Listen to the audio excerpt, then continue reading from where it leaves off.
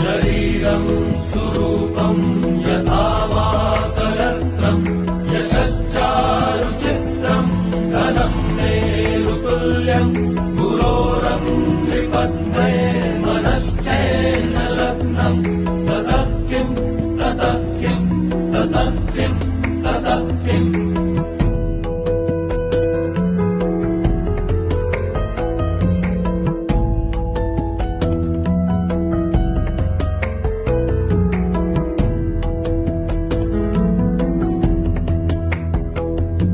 कलत्रं धनं पुत्रपौत्रादि सर्वं गृहं बान्धवाः सर्वं